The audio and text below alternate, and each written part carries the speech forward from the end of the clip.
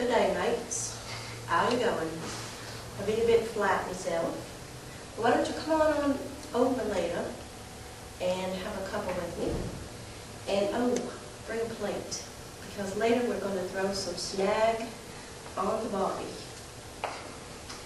I have just communicated to you in Aussie speak, which actually is Australian slang. I obtained that information from the Department of Immigration and Citizenship online from the Australian government. And what I said to you was, hello friends, how are you? I've been a bit busy myself. I've invited you over this afternoon to have a cup of coffee with me. I want you to bring a covered dish because we're going to cook some chicken on the barbecue later.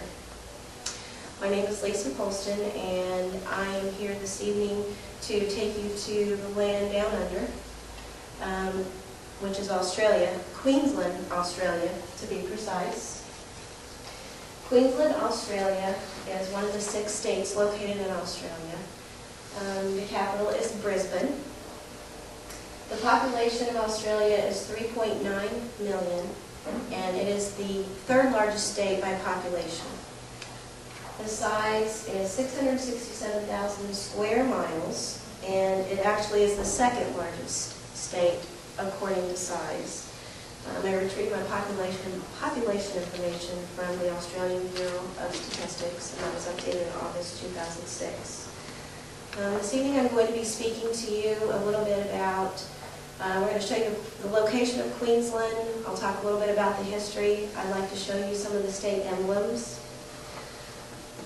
I'd like to also talk to you about animals that are native to Queensland. And then I'd like to talk to you about the 5 World Heritage Sites that are all located in Queensland, Australia. As you can see, this is a map of Australia.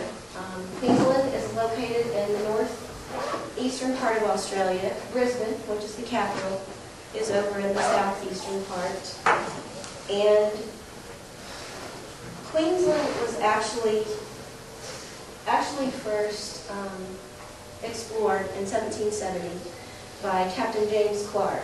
And it originally was a part of New South Wales, which as you see is right below it. It was used as a penal colony. And in 1859, Queen Victoria decided to make it a British colony, hence the name Queensland. They named it after the Queen. And in 1901, it became a federated state of the Commonwealth. The next thing I'd like to speak to you about are Queensland's state emblems. The first is the Queensland flag, which is unique only to Queensland because it bears the original badge of the colony. It originated when it was a self-governing colony and it had its own navy.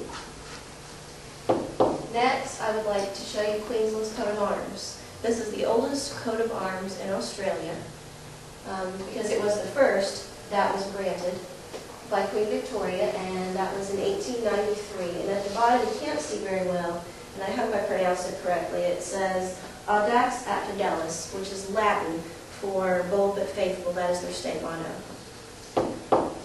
The next emblem is the Queensland's state animal, which is the koala. Queensland's state bird is the broga. The broga is one of 14 different species of cranes, and it's native only to Australia, and you can see these all through Queensland. This is Queensland's state flower, which is the Cooktown orchid. And by the way, Queensland's state color happens to be maroon, which is why I chose this for my background. And next I would like to tell you a little bit about the native animals. Oops. These are animals that are all native to Queensland. There are 210 species of native mammals, 594 native birds, 114 native frogs, and 429 native reptiles. And I will be showing you an example of each. The first one is a mammal, of course. It's the hairy-nosed wombat.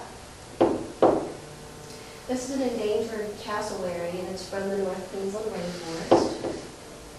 This is a crewlet tinker frog. I thought the name was kind of cool, so I chose this frog. This is a freshwater crocodile.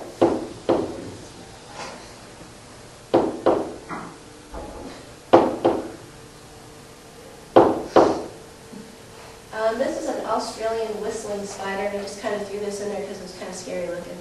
I thought it was neat. The next thing I'd like to talk to you about is the World Heritage Sites. There are actually 5 of them in Australia. And what World Heritage Sites are, they are globally significant sites that are conserved by countries. They signed actually a contract with the United Nations to protect these sites.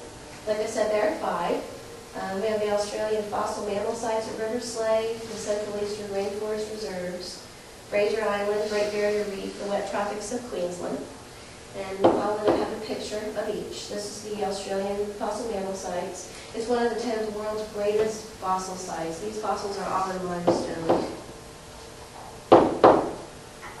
This is the Central Eastern Rainforest Reserve, and it's one of the most extensive areas of subtropical rainforests. This is Fraser Island, which happens to be the largest sand island in the world. And of course, we have the Great Barrier Reef.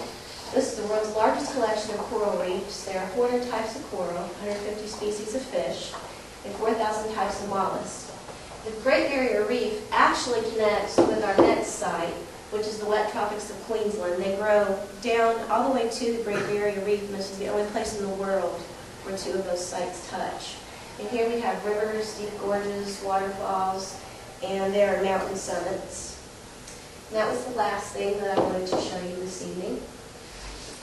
I hope that I piqued your interest in Australia a little bit. I hope you've learned something, and thank you for letting me share the interesting stuff that I found out.